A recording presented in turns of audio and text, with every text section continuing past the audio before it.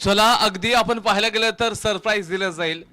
अनेक मॅचेसमध्ये आपण मुसद्दीक गोलंदाजी करताना पाहिलं, परंतु आता स्वतः जयराम मैदानाच्या आतमध्ये आलेले आहे. जयराम गोलंदाजी ट्रॅक वरती समोरच्या दिशेनं आपण पाहतोय, म्हणजे अर्थातच नगराध्यक्ष कृपा घाग मॅडम या एंड कडून ते गोलंदाजी करताना दिसेल.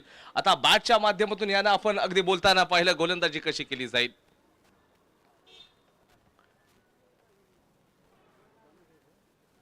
सुभाष राठोड यांच्या मालकीचा संघ आहे. आयकॉन मात्र थेट कर्नाटक मधून मागवले त्याने. पहिलाच ball away from the body, शरीरापासून दूर खेळायचा डॉट बॉल येतोय. बिंदी चेंडू. आता समर्थक दोन्ही संघांचे खुश असतील. एक डॉट बॉल आला ना तर आपण पाहायला गेलं तर साई सुभाष या टीमचे समर्थक खुश आहेत. एखादा मोठा प्रहार आला तर प्रिन्सेस शकीलाचे जे संपूर्ण समर्थक आहेत ना ते खुश होणार आहेत बाबा. यावेळेसचा खराब बॉल आहे. चेंडू चाललाय डीप स्क्वेअर लाईक बॉर्डरांच्या बाहेर येतोय. शानदार जानदार सिक्सर.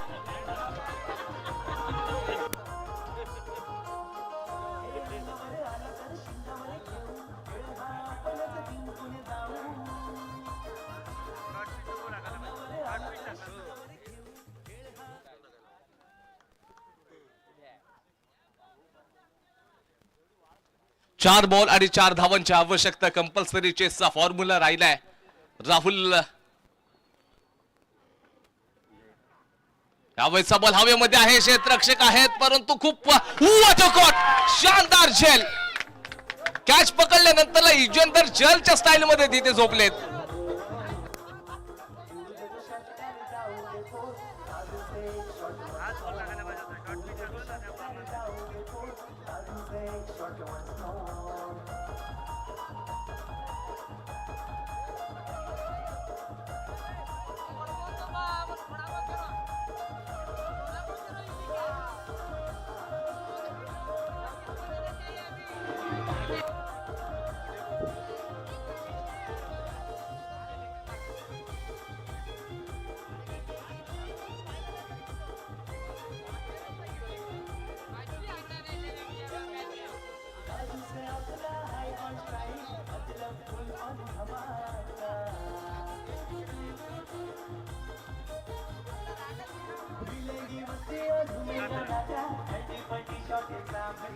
चला 3 बॉल आणि 4 धावांची आवश्यकता. सर्व दापोलीकर या मॅचचा आनंद घेत आहेत.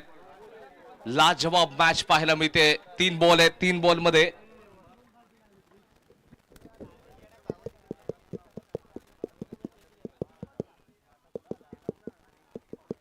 तीन चेंडू आणि 4 धावांची आवश्यकता.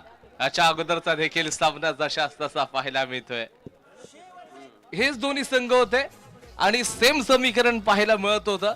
आता 3 मध्ये 4 ची आवश्यकता. High voltage drama, what a match. परंतु राहुल आग्रेने तो झेल पकडला ना, अगदी शानदार, अनबिलिव्हेबल, अविश्वसनीय झेल पकडला राहुल आग्रेनं. आणि ज्यावेळेला तो पडला ना त्या फ्लो मध्ये कॅच पकडली, त्याच्यानंतर तो अगदी खालच्या बाजूला पडला. जी स्टाईल होती ना युजवेंद्र चहल सारखी स्टाईल पाहायला मिळाली.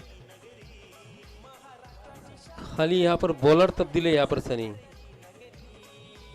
मुसद्दीक की जगह पर जयराम गेंदबाजी का. जयराम नावातच आपण एकंदरीत पाहायला गेलं तर जयराम आहे.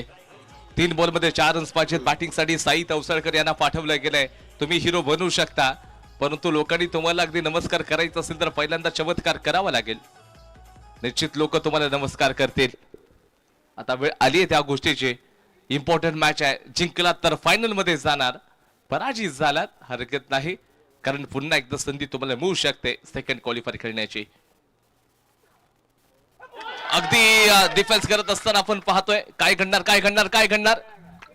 आणि इथे मात्र फलंदाज बाद होणार आहे. मोठा धक्का बसेल. जयरामनं कमबॅक केलाय.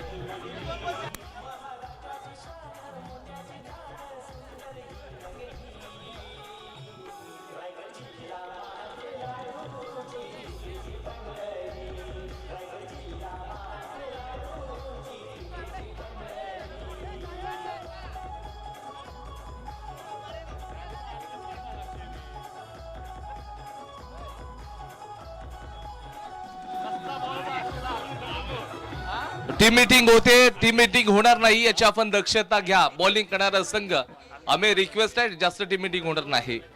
2 बॉल आहेत, 2 बॉल मध्ये 4 रन्स आहेत. स्ट्राईक मार्कावरती उसामा दुस्ते पाहायला मिळेल. ऑल इंडिया ओपन आयकॉन आपल्याला पाहायला मिळतील. या टीमचे प्रिन्सेस शकीला 2 मध्ये 4 ची आवश्यकता. इथे मोठा फटका येऊ शकतो का? जयरामनं काय गोलंदाजी केली. सर्वत्र जयराम जयराम आणि जयराम या नावाची चर्चा पाहायला मिळते. टीम साई सुभाष 11. सुभाष राठोड कुठे दिसेनासे झालेत.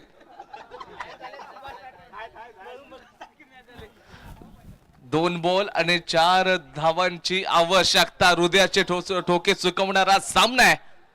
काय गोलंदाजी चालले जयराम यांच्या माध्यमातून. प्रेक्षक खाली बसले होते ते आता उभे राहिलेत हा सामना पाहण्यासाठी.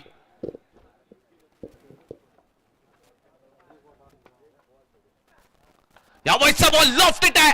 लॉफ्टेड स्ट्रोक आहे. क्षेत्ररक्षकाच्या डोक्यावरून चेंडू चाललाय सीमारेषेच्या बाहेर. येतोय उसामाच्या बॅट मधून. Winning stroke, classical stroke.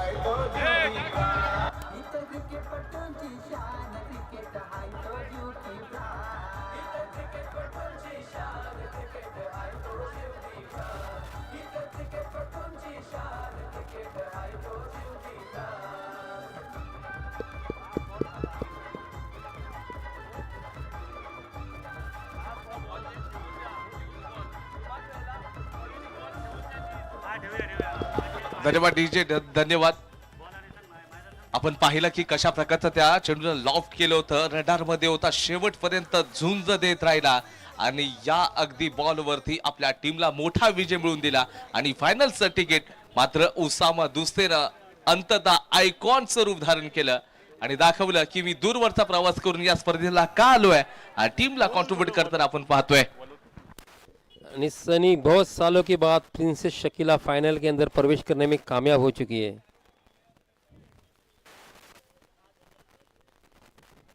Congratulation boys princess Shakeela. अभिनंदन आपण करूयात.